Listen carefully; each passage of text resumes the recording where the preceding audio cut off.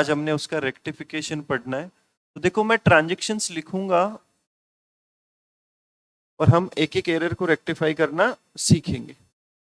ठीक है, कुछ ट्रांजैक्शंस अपन लिखेंगे, उनको रेक्टिफाई करेंगे। और ये ध्यान रखना, आज की क्लास अगर समझ आ गई तो चैप्टर खत्म है। आप चैप्टर में और कुछ नहीं, बस आज की क्लास समझ लो, चैप्टर खत्म। फिर क्वेश्चन ही करने फॉर्मेलिटी के तौर पे, बाकी ऐसा कुछ अलग बचेगा नहीं इसमें। ठीक है, तो देखो पहला है, सिंपल ट्रांजैक्शन से लेते हैं। Wages paid on installation of machine, installation of was wrongly debited to wages account. और कितने रुपए से बेटा, मान लो 10,000 रुपए। इंस्टॉलेशन ऑफ मशीन के लिए आप वेजेस पे कर रहे थे, लेकिन आपने गलती से उसको कौन से अकाउंट में डेबिट कर दिया? वेजेस अकाउंट में, जबकि डेबिट होनी चाहिए थी वो मशीन अकाउंट में। याद है? इसका मतलब हमने कैपिटल एक्सपेंडिचर को गलती से ट्रीट कर लिया रेवेन्यू एक्सपेंडिचर। तो आपको पता होना चाहिए सबसे पहले तो ये एरर कौन सा है। तो ये एरर जो है बेटा, ये है एरर ऑफ प्रिंसिपल। अब डिपेंड ये करता है सर आप इसको रेक्टिफाई कहां कर रहे हो, आप इसको रेक्टिफाई कहां कर रहे हो, डिपेंड ये करता है। जैसे फॉर एग्जांपल हमको ये एरर पता चल गया before trial balance, trial balance बनाने से पहले। सर ये जो एरर है ये हमको ट्रायल बैलेंस बनाने से पहले ही पता चल गया और इसको हम यही रेक्टिफाई कर रहे हैं। तो आप एक चीज देखो, सिंपल है बेटा, आपने क्या करना है, सबसे पहले पास करनी है रोंग एंट्री। क्या पास करोगे? सिंपल तरीका बता रहा हूं, बहुत सिंपल। रोंग एंट्री जो है बेटा वो क्या होगी? Wages account debit to cash account, ये हुई होगी। चीज नोट करे बेटा, ये एंट्री कितने रुपए से हुई होगी? 10,000 रुपए से। फिर उसके बाद आपने करनी है बेटा राइट एंट्री।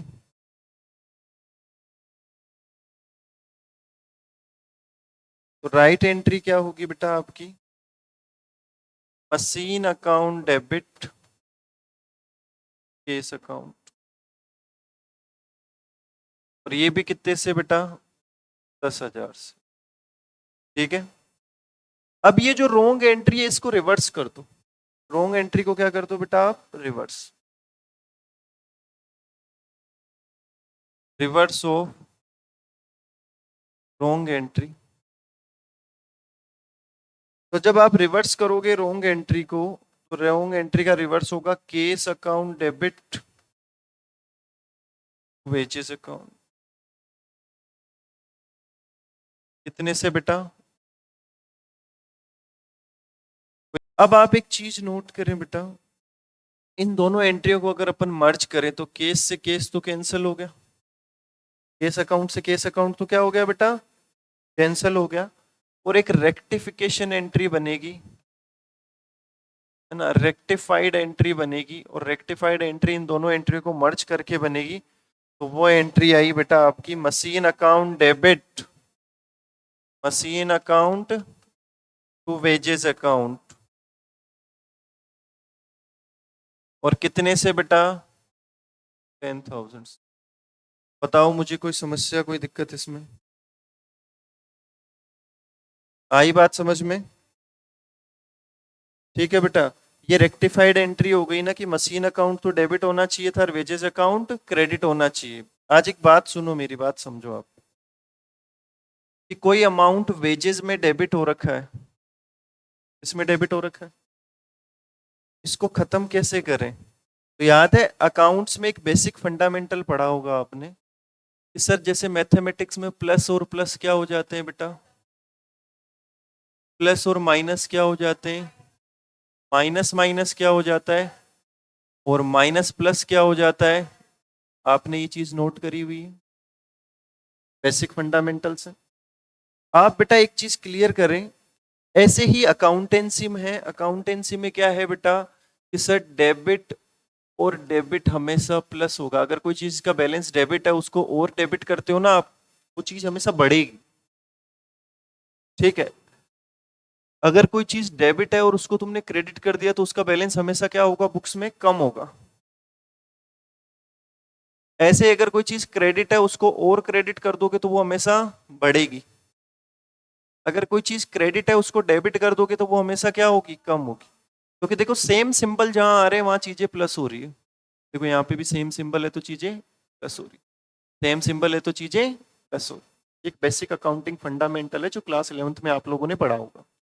अब बेटा आप एक चीज नोट करें कि सर सिंपल सा लॉजिक है, वेजेस में आपने डेबिट कर रखा है, वेजेस में आपने, अब आपको पता है वेजेस में डेबिट नहीं होना चाहिए, डेबिट किस में होना चाहिए था, मशीन अकाउंट में। तो अगर आपने वेजेस में डेबिट कर रखा है बेटा तो उसको खत्म करने के लिए मैं क्या करूं, और मशीन को क्या कर दूं, तो यही तो रेक्टिफाइड एंट्री बन गई, machine account debit to wages account. Machine account को डेबिट कर दिया और वेजेस अकाउंट को क्रेडिट कर दिया। कोई दिक्कत, कोई समस्या किसी बच्चे को? मैंने भी तो यही रेक्टिफिकेशन एंट्री बनाई है, machine account debit to wages account. बात समझ आई है नहीं? रेक्टिफाइड एंट्री क्लियर हुई या नहीं हुई? आप एक चीज नोट करें और, तो मेरी बात सुनिएगा। सर ये जो हमने प्रोसेस करी सर ये क्यों करी, बेटा देखो इससे क्या होता है, थोड़ा सिंप्लीफिकेशन हो जाता है। क्या हो जाता है, गलती होने के चांसेस कम हो जाते। वरना मैं सीधा बोल सकता था देखो मशीन में डेबिट होना चाहिए था, लेकिन आपने किस में डेबिट कर दिया, वेजेस में। तो मशीन को तो डेबिट करो और वेजेस को क्रेडिट करो, बन गई रेक्टिफाइड एंट्री। बट एक्चुअली ये तो सिंपल ट्रांजेक्शन है, जब थोड़ा डिफिकल्ट ट्रांजेक्शन आ जाएगा तो फिर दिक्कत आएगी। इसलिए हम चाहते हैं कि एग्जाम में गलती ना हो, तो आप लोग ऐसे ही प्रैक्टिस करोगे इसकी। रॉन्ग एंट्री क्या होती है, राइट एंट्री क्या होती है, रिवर्स ऑफ रॉन्ग एंट्री क्या होगी, और फिर रेक्टिफाइड एंट्री कैसे बनेगी। अब ये एरर हमने रेक्टिफाई किया कहां पे, before trial balance, trial balance बनाने से पहले। समझ गए? अब हमको इसको रेक्टिफाई करना है ट्रायल बैलेंस बनाने के बाद। Rectified after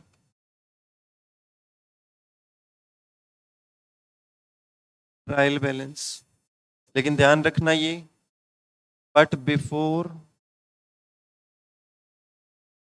final. अब देखो हमने यहां क्या पढ़ा था, हमने यहां पढ़ा था कि यहां जितनी भी एंट्रीज बनेगी उनको रेक्टिफाई करेंगे, मतलब जितने भी एरर्स होंगे उनको हम रेक्टिफाई करेंगे through suspense account. But actually तब ना जब सस्पेंस ऑलरेडी ओपन हो रखा होगा तब, ऐसा जब हम सस्पेंस से रेक्टिफाई करेंगे, लेकिन रेक्टिफाई कब करेंगे, when suspense account already opened. जब आप सस्पेंस अकाउंट ऑलरेडी ओपन कर चुके हो तब आपने ऐसा काम करना है, सस्पेंस के थ्रू रेक्टिफिकेशन। अगर सस्पेंस ओपन ही नहीं कर रखा पहले तो रेक्टिफिकेशन की भी जरूरत नहीं है, सस्पेंस के थ्रू रेक्टिफिकेशन की जरूरत नहीं है। समझ में आई है नहीं? तो आप एक चीज नोट करें, क्या यहाँ पे कोई सस्पेंस अकाउंट ओपन हुआ, सोचो मैं ट्रायल बैलेंस बना रहा हूं, क्या बना रहा हूं, ये डेबिट है और ये क्रेडिट। देखो आपका कंसेप्ट क्लियर होना चाहिए बेटा, कंसेप्ट क्लियर होने के बाद तो क्वेश्चन बहुत आसान है। आप एक चीज बताओ, अगर मैंने वेजेस में डेबिट कर दिया तो वो 10,000 गए तो डेबिट कॉलम में ही, मैं वेजेस ना लिख के यहाँ मशीन लिख देता तो भी वो 10,000 किस में जा रहे थे, डेबिट कॉलम में। तो डिफरेंस तो आया ही नहीं ना ट्रायल बैलेंस में, तो सस्पेंस अकाउंट ओपन ही नहीं हुआ। तो फिर सर रेक्टिफिकेशन कैसे करें, तो बेटा जैसे नॉर्मल रेक्टिफिकेशन आपने किया था, machine account debit to wages account. कोई दिक्कत, कोई समस्या? 10,000, तो देखो यहां कोई सस्पेंस अकाउंट ओपन नहीं होगा, और सस्पेंस अकाउंट ओपन नहीं होने के पीछे का कारण क्या है, क्योंकि वेजेस भी डेबिट होती है, मशीन भी डेबिट होती है, तो बेटा ट्रायल बैलेंस में डिफरेंस आया ही नहीं। ट्रायल बैलेंस में डिफरेंस नहीं आया तो सस्पेंस अकाउंट ओपन भी नहीं हुआ होगा, और जब सस्पेंस अकाउंट ओपन ही नहीं हुआ तो हम रेक्टिफिकेशन भी सस्पेंस के थ्रू नहीं करेंगे, नॉर्मल एंट्री से रेक्टिफिकेशन हो जाएगा।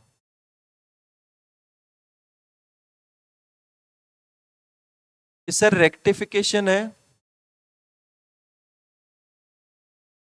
रेक्टिफिकेशन जो है वो हम कहाँ कर रहे हैं, ध्यान से समझना। रेक्टिफिकेशन हम कर रहे हैं बेटा after final account. After final account जब रेक्टिफिकेशन करेंगे तो हम इसको रेक्टिफाई करेंगे थ्रू प्रॉफिट एंड लॉस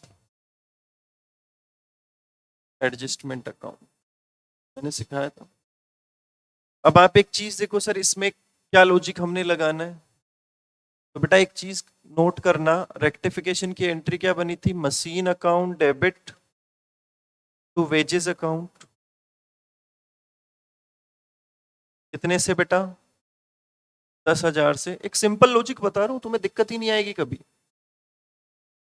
आप बेटा नोट करें कि सर अगर क्वेश्चन में कहीं पे भी आपको कोई एक्सपेंस अकाउंट दिखे, या कहीं पे भी आपको क्या दिखे, कोई इनकम अकाउंट दिखे, मतलब एक तरीके से मैं कह सकता हूं नॉमिनल अकाउंट। कौन सा account, expense, income, profit loss, ये नॉमिनल अकाउंट ही तो होते हैं बेटा। तो कहीं पे भी कोई नॉमिनल अकाउंट दिखे तो इस नॉमिनल अकाउंट को आपने रिप्लेस कर देना है through P and L adjustment account.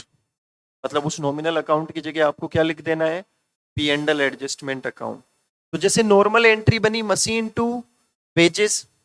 अब मशीन तो एक एसेट है बेटा, मशीन तो क्या है, एक, तो मशीन तो एसेट है, तो ये तो रियल अकाउंट है, ये नॉमिनल थोड़ी है। लेकिन सर वेजेस एक एक्सपेंस है, ये नॉमिनल अकाउंट है। तो इस नॉमिनल अकाउंट को बेटा हमने रिप्लेस कर देना है, इस नॉमिनल अकाउंट को हमने रिप्लेस कर देना है कौन से P and L adjustment account. तो ये बन गया आंसर। फाइनल अकाउंट्स के बाद हमने कैसे रेक्टिफाई किया, machine account debit to P and L adjustment. बताओ मुझे, कोई दिक्कत, कोई समस्या? इजी है ना बेटा? अरे क्लियर हुआ है नहीं हुआ? तीनों चीजें जो हमने पढ़ी, तीनों चीजें कौन कौन सी, ट्रायल बैलेंस से पहले, ट्रायल बैलेंस के बाद, बट फाइनल अकाउंट से पहले, उसको हम कैसे रेक्टिफाई करेंगे, सस्पेंस अकाउंट के थ्रू। लेकिन सस्पेंस के थ्रू तभी रेक्टिफाई होगी जब सस्पेंस ओपन होगा। आपने सस्पेंस ओपन ही नहीं किया हुआ, तो रेक्टिफिकेशन के लिए सस्पेंस अकाउंट की जरूरत भी, समझ में आई या नहीं? और लास्ट वाला कौन सा था, फाइनल अकाउंट्स के बाद। तो फाइनल अकाउंट्स के बाद हम जब इसको रेक्टिफाई करेंगे, तो मैंने तुमको एक छोटी सी चीज सिखाई थी, जहां पे भी नॉमिनल अकाउंट दिखे उसकी जगह क्या लिख देना, P and L adjustment account. आई या नहीं आई बात क्लियर? ठीक है बेटा, समझ में आ गई? तो आप एक चीज देखो, एक और ट्रांजेक्शन हम करके देखते हैं। एक और ट्रांजेक्शन चलो मैं करवा देता हूँ, फिर उसके बाद आप करना। तो देखो एक एग्जांपल दे रहा हूं मैं आपको, क्या है, रिपेयर करवाई आपने, है ना, रिपेयर करवाई किसकी बेटा, बिल्डिंग की। रिपेयर किसकी करवाई, बिल्डिंग की रिपेयर करवाई बेटा आपने। Repair of building was wrongly debited to which account बेटा, बिल्डिंग अकाउंट। आपको पता है ना, अगर कोई बिल्डिंग आपके पास पहले से है और आपने उसकी रिपेयर करवाई, तो वो रिपेयर अकाउंट में ही जाएगी। अगर कोई एसेट हमारे पास पहले से है, उस पर हम रिपेयर का एक्सपेंस करते हैं, तो वो रिपेयर अकाउंट में जाना चाहिए।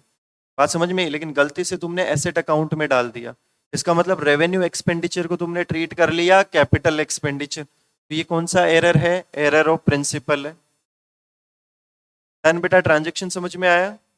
अब देखो बेटा, हम इसको रेक्टिफाई कहाँ कर रहे हैं? पहला हम रेक्टिफाई कर रहे हैं इसको बिफोर ट्रायल बैलेंस। सर आप इसको रेक्टिफाई कर रहे हो ट्रायल बैलेंस से पहले, तो रेक्टिफाई ट्रायल बैलेंस से पहले करोगे तो बेटा आपको पता है 4 कॉलम बनाने हमने। सबसे पहले हम क्या पास करेंगे बेटा? Wrong entry. रॉन्ग एंट्री जो है बेटा वो क्या होगी? आपने रॉन्ग एंट्री कर दी बिल्डिंग टू केस,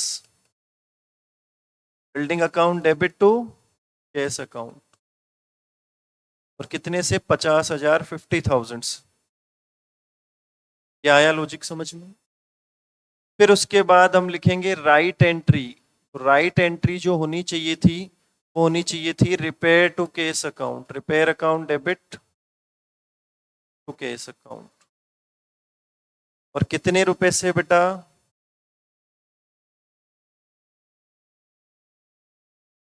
अब हम क्या करेंगे? रिवर्स करेंगे। क्या करेंगे? Reverse of wrong entry. कि सर रॉन्ग एंट्री को रिवर्स कर दो। रिवर्स करेंगे रॉन्ग एंट्री को, तो रॉन्ग एंट्री रिवर्स हो गई cash account debit to building account. ये भी कितने से बेटा? 50,000 से। अब हमने क्या कहा था? हम पास करेंगे रेक्टिफाइड एंट्री। अब जब आप रेक्टिफाइड एंट्री पास करोगे बेटा तो मेरी बात सुनना आप, कि सर ये जो दोनों एंट्रियां, इन दोनों एंट्रियों को मर्ज करना होता है हमने। तो एक चीज देखो, केस अकाउंट से केस अकाउंट तो कैंसिल हो गया ना, डेबिट और क्रेडिट आपस में माइनस होता है, अभी थोड़ी देर पहले बताया था, तो ये तो कैंसिल हो गया, तो बचा क्या? Repair account debit to building account, और कितने रुपए से बेटा? 50,000। आप एक चीज नोट करो, मैं ऐसे भी कह सकता था बेटा रिपेयर में तो डेबिट होगा, आपने जो बिल्डिंग में डेबिट कर दिया उसको आप क्या कर दो? क्रेडिट कर दो। तो रिपेयर तो डेबिट हो गई और बिल्डिंग क्रेडिट हो गई। सिंपल भी हम बात कर सकते थे, लेकिन मैंने क्या कहा, अभी सिंपल ट्रांजेक्शन चल रहे हैं बेटा, दिक्कत तो आगे आएगी ना जब ट्रांजेक्शन थोड़े डिफिकल्ट हो जाएंगे, इसलिए आपको ये पैटर्न सीखना जरूरी है। यहां तक हो गया सबका? चलो अब हम इसको रेक्टिफाई कर रहे हैं। ठीक है, हम रेक्टिफाई कर रहे हैं कहां पे? रेक्टिफाई कर रहे हैं हम इसको after trial balance but before final account. Trial balance के बाद लेकिन फाइनल अकाउंट से पहले हम इसको रेक्टिफाई कर रहे हैं। तो आप एक चीज देखो, क्या यहां सस्पेंस ओपन हुआ होगा? नहीं, सस्पेंस अकाउंट ओपन नहीं हुआ होगा। कैसे? रिपेयर भी डेबिट होती है, रिपेयर भी क्या होती है, और बिल्डिंग भी क्या होती है बेटा? तो ट्रायल बैलेंस में तो डिफरेंस आया ही नहीं होगा ना। ट्रायल बैलेंस में डिफरेंस नहीं आया तो सस्पेंस अकाउंट भी ओपन नहीं हुआ होगा। आया समझ में यहां तक? तो आप एक चीज देखो, फिर उस केस में हमने क्या पढ़ा था, जो नॉर्मल एंट्री आप रेक्टिफिकेशन की करते हो सर वही यहां पास कर दो। नॉर्मल एंट्री क्या पास करी थी हमने? Repair account debit building account, और कितने रुपए से बेटा? 50,000। आया समझ में? अब इसको हम रेक्टिफाई करेंगे। थर्ड वन, इसको रेक्टिफाई करो सर आफ्टर फाइनल अकाउंट्स। और लास्ट लेक्चर में मैंने बताया था बेटा, फाइनल अकाउंट्स के बाद अगर रेक्टिफाई करोगे तो आपने पता है ना नेक्स्ट ईयर के बिगनिंग में करना है, एक तो है ना रेक्टिफिकेशन कहाँ होगा? नेक्स्ट ईयर के बिगनिंग में। और कौन से अकाउंट के थ्रू होगा? P and L adjustment account के थ्रू होगा। ये वाली बात समझ में? इसके थ्रू होगा P and L adjustment account. अब एक चीज देखो बेटा, सर फाइनल अकाउंट्स के बाद आप इसको जब रेक्टिफाई करोगे, है ना, तो एक बार हम एंट्री लिख रहे हैं, देखो क्या लिखी हमने? Repair to building account. कितने रुपए से बच्चे? 50,000 से। आप एक चीज सिंपली नोट करें, ये जो रिपेयर है ये नॉमिनल अकाउंट है, इसकी जगह क्या आ जाएगा? P&L एडजस्टमेंट अकाउंट, बिल्डिंग तो रियल अकाउंट है ना, एसेट होती है तो बिल्डिंग ही रहेगा। बताओ कोई समस्या है इसमें? कितना सिंपल काम है। तीनों जगह मैंने आपको रेक्टिफिकेशन बता दिया है। तीनों जगह कौन कौन से? ट्रायल बैलेंस से पहले, ट्रायल बैलेंस के बाद, लेकिन फाइनल अकाउंट से पहले और फाइनल अकाउंट्स के बाद। तीनों जगह हम रेक्टिफिकेशन कर चुके हैं। तीनों जगह में किसी भी जगह आपको अगर कोई दिक्कत हो अभी तक तो बता दो। पक्का आ गया समझ में सर आपको? ठीक है। जब ट्रायल बैलेंस में डिफरेंस आता है तब सस्पेंस अकाउंट बनता है।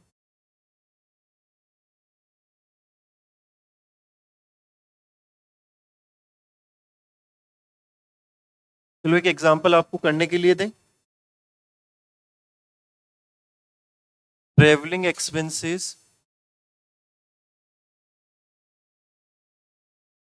wrongly debited to which account बेटा? Car account. ठीक है, 10,000। चलो फटाफट नोट करके मतलब सोल्व करके दो इसको। देखो ये अपनी पीडीएफ है चैप्टर की, रेक्टिफिकेशन ऑफ एरर्स। ये सब कुछ मैं आपको पढ़ा चुका हूँ। एरर कहाँ लोकेट होता है, एरर कितने टाइप के होते हैं, एरर का मीनिंग क्या होता है ना। अब देखो बेटा, ये एरर ऑफ प्रिंसिपल को हमने रेक्टिफाई करना सीख लिया है। तो एरर ऑफ प्रिंसिपल में देखो पहला लिखा हुआ है, लोरी फ्रेट था जो ट्रांसपोर्टेशन ऑफ मशीन के लिए दिया आपने। किसके लिए दिया? ट्रांसपोर्टेशन ऑफ मशीन के लिए। उसको आपने क्या कर लिया? रेवेन्यू एक्सपेंडिचर मान लिया।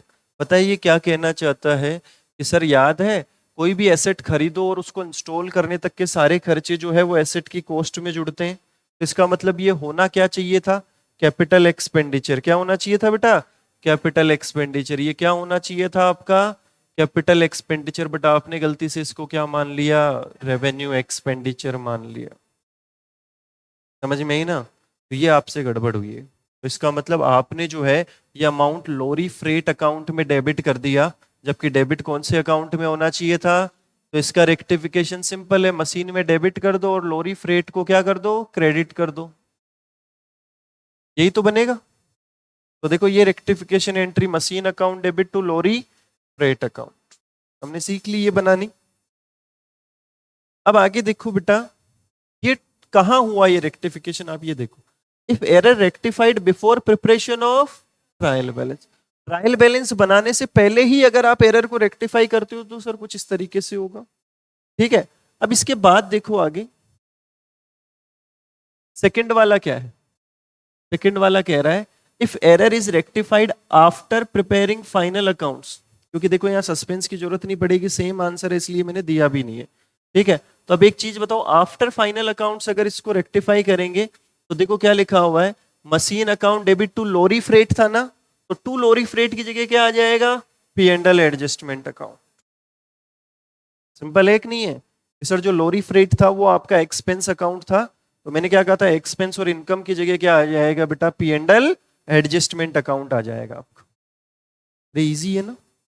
देखो एक नोट भी दे रखा है, नोट क्या दे रखा है मैंने, this error will not affect the trial balance as there is one debit and one credit for the same amount, so that this error can't be rectified through suspense account. कि इस error को आप suspense account के through rectify नहीं कर सकते। अगर question पूछ भी ले तो सेम एंट्री होगी, machine account debit to lorry freight. Suspense account open करने की जरूरत है? सस्पेंस लिखने की जरूरत नहीं, क्योंकि ओपन हुआ ही नहीं तो कहां से उसको क्लोज करेंगे। समझ में आई है नहीं यही बात? तो आई थिंक आपको एरर ऑफ प्रिंसिपल को कैसे रेक्टिफाई करते हैं ये समझ आ गया होगा। ये भी एरर ऑफ प्रिंसिपल का ही क्वेश्चन है। ठीक है, यहाँ पे देखो पेमेंट किया आपने एक्सपेंस का, लेकिन आप उसको ट्रीट कर रहे हो लोन गिवन के तौर पे। ठीक है बेटा, तो ये तो कर लोगे आप सारे के सारे क्वेश्चंस। अब देखो बी, सेकंड एरर कौन सा है? Error of omission. Error of omission. Omission का मतलब क्या बताया था? भूल जाना। ये सर अगर आप किसी चीज को लिखना भूल जाते हो बेटा तो उसको हम क्या कहते हैं? Error of omission. अब देखो ओमिशन में क्या क्या हो सकता है? आपने हो सकता है जर्नल में नहीं लिखा, हो सकता है आपने कहा नहीं लिखा, सब्सिडियरी बुक्स में, सब्सिडियरी बुक्स जर्नल की तरह ही तो होती है। याद है बिजनेस का साइज जब स्मॉल होता है तो हमारा काम चल जाता है जर्नल से, एक सिंगल बुक से चल जाता है। लेकिन बिजनेस का साइज सर जब बड़ा हो जाता है, लार्ज हो जाता है, तो सिंगल बुक में सारे ट्रांजेक्शन तो हम लिखते नहीं। तो उसी जर्नल को हम छोटी छोटी बुक्स में डिवाइड कर देते हैं, और उन बुक्स को क्या कहते हैं बेटा? सब्सिडियरी बुक्स कहते हैं। समझ में आई बात? ठीक है, तो ये जर्नल, ये ध्यान रखना। हो सकता है दोनों एस्पेक्ट ही आपने लेजर में नहीं लिखे, तो ये भी तो कंप्लीट ओमिशन है। अगर जैसे एक ट्रांजेक्शन को दो अकाउंट में लिखते हैं, दोनों ही अकाउंट में तुमने नहीं लिखा, तो ये तो कंप्लीट ओमिशन हो गया ना एक तरीके से। लेकिन आपने एक अकाउंट में लिख दिया और एक में नहीं लिखा, ये पार्शियल ओमिशन। ध्यान रखना, ये किसका एग्जाम्पल होता है? कंप्लीट ओमिशन का, कल पढ़ाया था ना। और ये कौन सा है? Partial omission. मुझे बताओ यहां तक किसी बच्चे को कोई समस्या? अब चलो आओ देखो आगे देखते हैं। Sales to Ram omitted to be recorded. आपने क्रेडिट सेल्स करी राम को और उसको रिकॉर्ड करना भूल गए। तो देखो मैं लिख रहा हूं,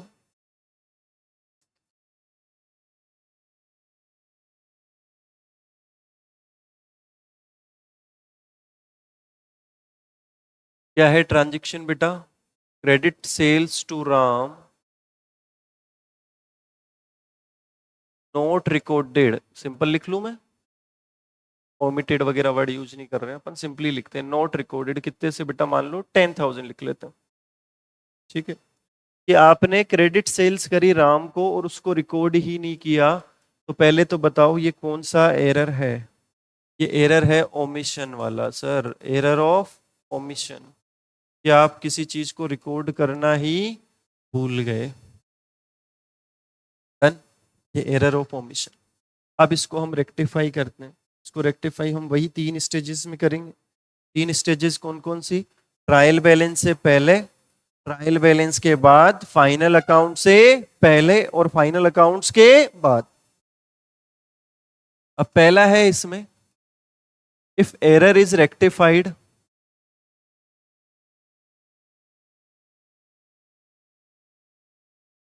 बिफोर ट्रायल बैलेंस। अब एक बात बताओ, इस एरर को रेक्टिफाई कैसे करोगे? एक चीज बताओ, मैं तुम्हें ऐसे बोलूं कि तुम्हें कोई चीज लिखनी थी और तुम लिखना भूल गए, तो उसको ठीक कैसे करोगे? अब लिख लो भाई, कोई चीज तुमको लिखनी थी और लिखना भूल गए, तो कैसे रेक्टिफाई करोगे? अब लिख लो, सिंपल है ये तो, है ना? तो बेटा अब लिख लो, तो आंसर क्या हो जाएगा? क्रेडिट सेल्स की एंट्री तो आती है हमको, Ram's account debit to sales account. क्या वैसे बताऊं रॉन्ग राइट करके? या आ गया समझ में? सेकंड,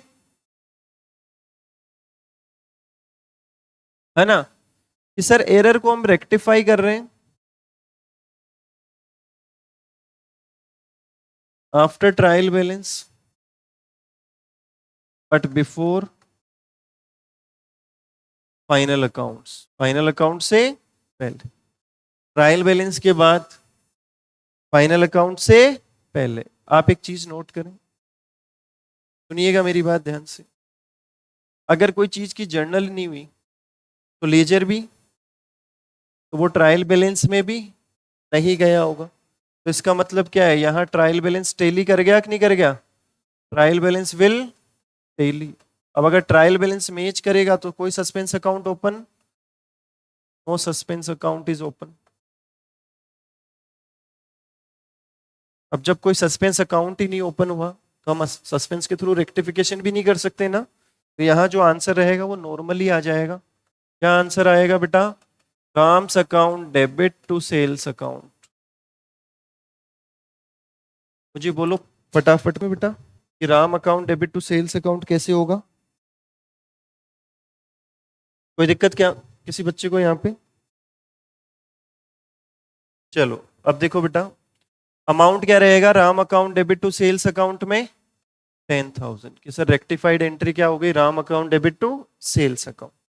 अब अगर इसी एरर को हम रेक्टिफाई करते,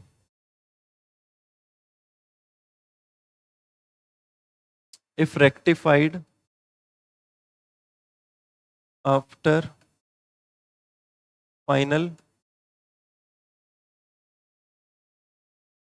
आपको पता है एंट्री क्या बनेगी? Ram's account debit to sales account कितने से बेटा? 10,000 से। आपको पता होना चाहिए राम हमारा डेटर है, ये पर्सनल अकाउंट है। कौन सा अकाउंट है? सेल्स जो है वो एक नॉमिनल अकाउंट है, इनकम है। तो जहां जहां नॉमिनल अकाउंट आएंगे उसकी जगह क्या लिख देना है आपने?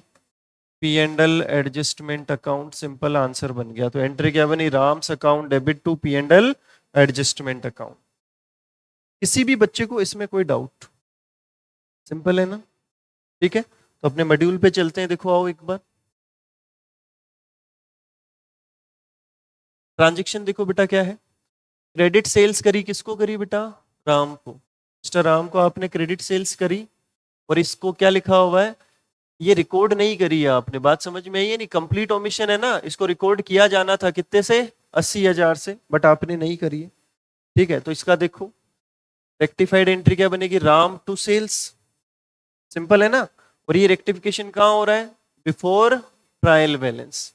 अगर मान लो फाइनल अकाउंट्स बनाने के बाद होता, ठीक है, तो एक चीज बताओ, फाइनल अकाउंट्स बनाने के बाद होगा तो Ram account debit to sales की जगह हम क्या लिखेंगे?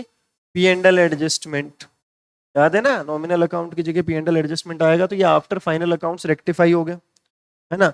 और आफ्टर ट्रायल बैलेंस जो है उसको रेक्टिफाई करेंगे नहीं। क्यों? क्योंकि ट्रायल बैलेंस को इसने इफेक्ट नहीं किया। जब ट्रायल बैलेंस को इफेक्ट नहीं किया तो बेटा यहाँ पे कोई भी सस्पेंस अकाउंट ओपन नहीं हुआ होगा, और सस्पेंस ओपन नहीं हुआ तो ट्रायल बैलेंस के बाद जो है अगर आप रेक्टिफाई करते भी हो, क्वेश्चन पूछ भी लेता है, तो नॉर्मल एंट्री पास करनी है राम टू सेल्स।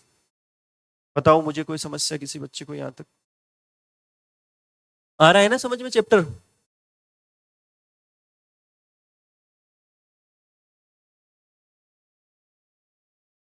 ये भी कंप्लीट ओमिशन है। ठीक है, उसके बाद में देखो ये क्या लिखा हुआ है, ध्यान से समझना। आउटस्टैंडिंग रेंट था 15,000 का। जर्नल प्रॉपर में तो एंट्री कर दी, इसमें एंट्री कर दी।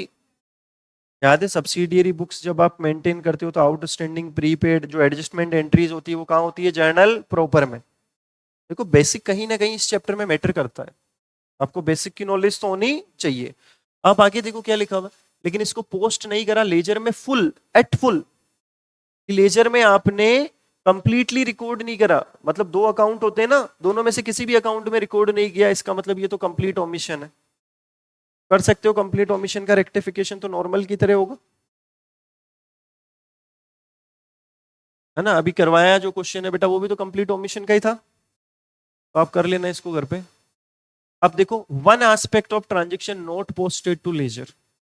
सर एक एस्पेक्ट जो है, मतलब एक अकाउंट में रिकॉर्ड नहीं हुआ दूसरे अकाउंट में रिकॉर्ड हो गया, तो यहां डिफरेंस आएगा ट्रायल बैलेंस में। और जैसे ट्रायल बैलेंस में डिफरेंस आएगा तो सस्पेंस अकाउंट ओपन होगा। देखो क्या कह रहा है, आउटस्टैंडिंग रेंट था 15,000 का, recorded in journal proper. Journal में तो कर लिया but it is not posted to which account बेटा? Rent account. ठीक है, हालांकि क्या लिखा हुआ है? आउटस्टैंडिंग रेंट अकाउंट में पोस्ट कर दिया, सिर्फ कौन से अकाउंट में नहीं किया? रेंट अकाउंट में। देखो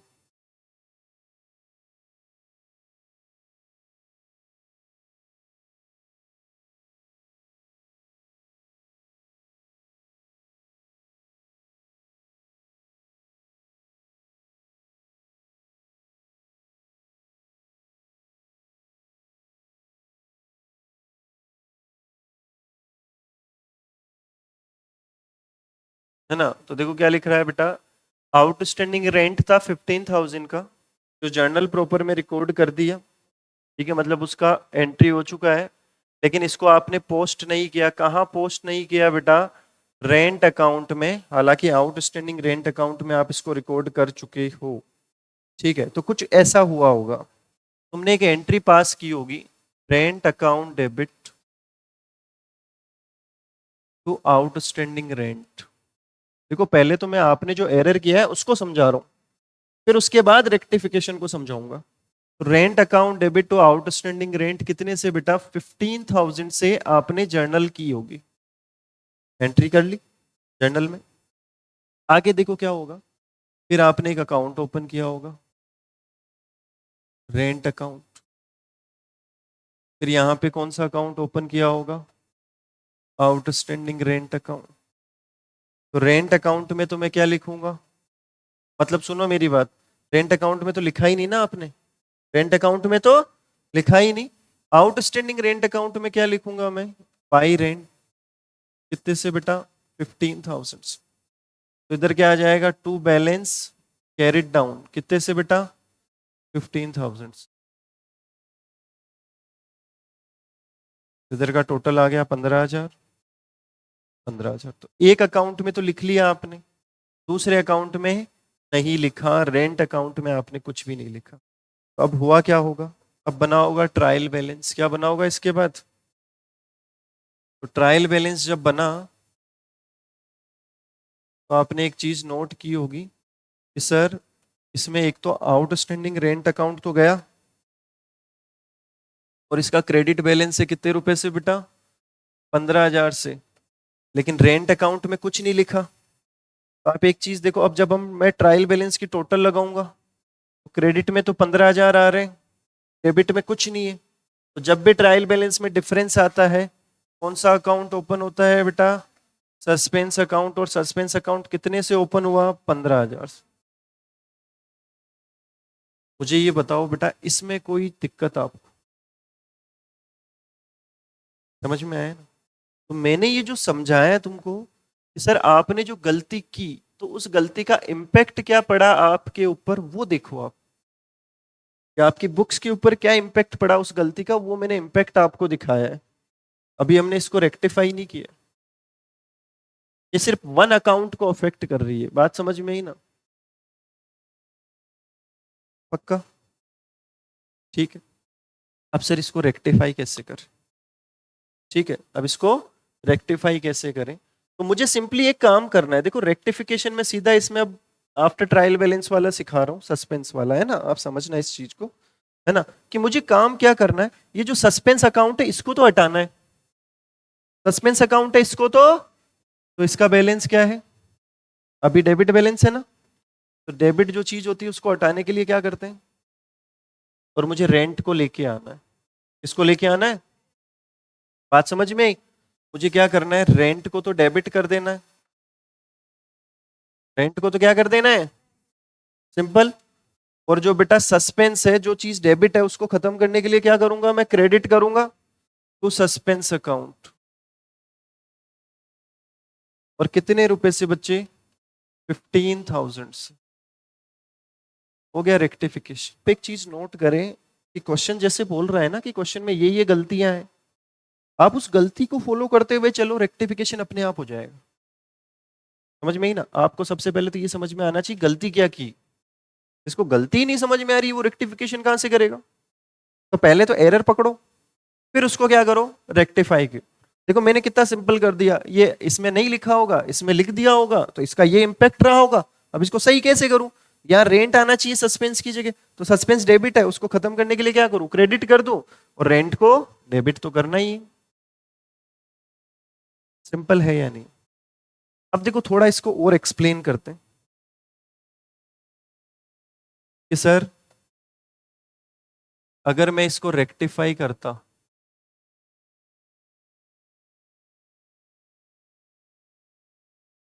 कंसेप्ट क्लियर होने चाहिए बेटा, कि सर अगर मैं इसको रेक्टिफाई करता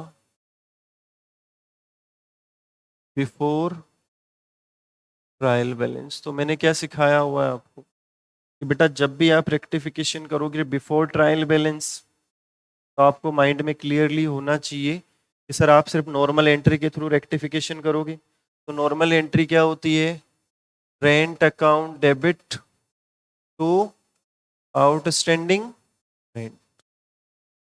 बात समझ में? ठीक है। और कितने से बेटा? 15,000। ठीक है। या इसको मैं थ्योरेटिकली भी लिख सकता हूं, जैसे वन साइडेड एरर होते हैं ना। कौन से एरर होते हैं? जिनको हम रेक्टिफाई करते हैं। बात समझ में आई? तो हम क्या लिखेंगे? To omission in posting in which account बेटा? Rent account 15,000। सिंपल, समझ में आई नहीं बात? ये जो रेंट अकाउंट था उसी में तो आएगा टू आउटस्टैंडिंग रेंट, ठीक है? तो वन साइडेड एरर को हम ऐसे ही तो रेक्टिफाई करते हैं।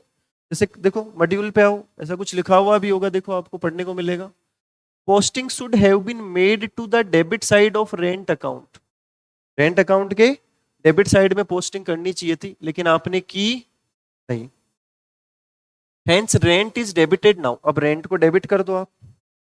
Due to rectification of this error the suspense account debit balance will come down by ₹15,000, hence suspense account is credited. इसलिए सस्पेंस अकाउंट को क्या करेंगे हम? क्रेडिट करेंगे। देखो ऐसा कुछ लिखा है, बात समझ में आई ना? ठीक है, तो rent account debit to suspense account, यही तो एंट्री मैंने बताई थी।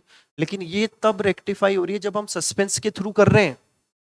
बात समझ में? अगर मैं कह दूं नहीं सस्पेंस के थ्रू नहीं करना है, जैसे ये बिफोर ट्रायल बैलेंस है ना, तो सस्पेंस तो ओपन होगा ही नहीं ना बेटा। समझ रहे हो ना मेरी बात? बिफोर ट्रायल बैलेंस है तो सस्पेंस तो ओपन, अरे सस्पेंस कब ओपन होता है? जब ट्रायल बैलेंस बन जाता है ना? तो यहाँ थोड़ा करेक्शन है, देखो ये बिफोर ट्रायल बैलेंस है बेटा, एरर को हम कहाँ रेक्टिफाई कर रहे हैं? Before trial balance. तो यहाँ सिंपली आपको लिख देना है टू आउटस्टैंडिंग रेंट। आया या नहीं आया लॉजिक समझ में? ठीक है, अब आगे देखो, अगर इसी को हम करते रेक्टिफाई, है ना, इसी को हम रेक्टिफाई करते, देखो मेरी बात सुनना, कहाँ पे? After trial balance. तो रेंट टू सस्पेंस होती है एंट्री, ठीक है, वो हमने डिस्कस कर ली। और अगर इसी को मैं रेक्टिफाई करूं कहाँ पे? After final accounts. Final accounts के बाद रेक्टिफाई करोगे तो देखो एंट्री क्या बनी थी? Rent to suspense account. आप एक बात बताओ बेटा, रेंट जो है वो नॉमिनल अकाउंट है, इसकी जगह क्या आ जाएगा? P and L adjustment to suspense. देखो P and L adjustment account, देखो इसको मैं एक लाइन के थ्रू भी कर सकता हूँ, एक लाइन लिख रहा हूं, आप समझना। इसको देखो एक ट्रिक बताता हूँ, ठीक है? मैंने प्रॉपर लॉजिक तो तुमको बता ही दिया है ना भाई, प्रॉपर लॉजिक तो मैंने बता दिया तुमको। अब सस्पेंस के थ्रू जो रेक्टिफिकेशन होते हैं, इसके थ्रू, सस्पेंस के थ्रू जो रेक्टिफिकेशन होते हैं उसको, उसके लिए मैं एक ट्रिक बता रहा हूं। अगर ये लाइन तुमको समझ आ गई ना, तो इतना सब करने की जरूरत नहीं, फटाक से आंसर आ जाएगा। क्या है देखो,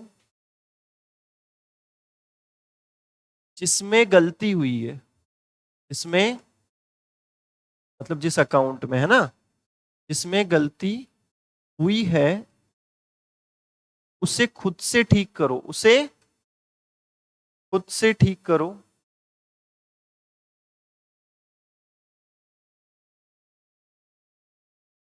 और दूसरी तरफ सस्पेंस लिख दो। दूसरी तरफ कौन सा अकाउंट लिख दो? अब बेटा देखो इसके लिए कि मैच्योरिटी तो चाहिए सर, मैंने प्रॉपर अकाउंटिंग लॉजिक तुमको बता दिया है, और ये सबसे सिंपल है। ऐसे एमसीक्यू आंसर आएंगे फटाक फटाक, अब कुछ पढ़ने की जरूरत नहीं है, ना कोई कैलकुलेशन करने की जरूरत है। देखो कैसे, जिसमें गलती हुई है उसे खुद से ठीक करो, और दूसरी तरफ क्या लिख दो? सस्पेंस लिख दो। अब मेरी बात सुनिएगा, आप गलती किस में हुई है? गलती हुई रेंट अकाउंट। रेंट अकाउंट में नहीं लिखा ना, लिख दे भाई, जिसमें गलती हुई उसको खुद से ठीक कर दे।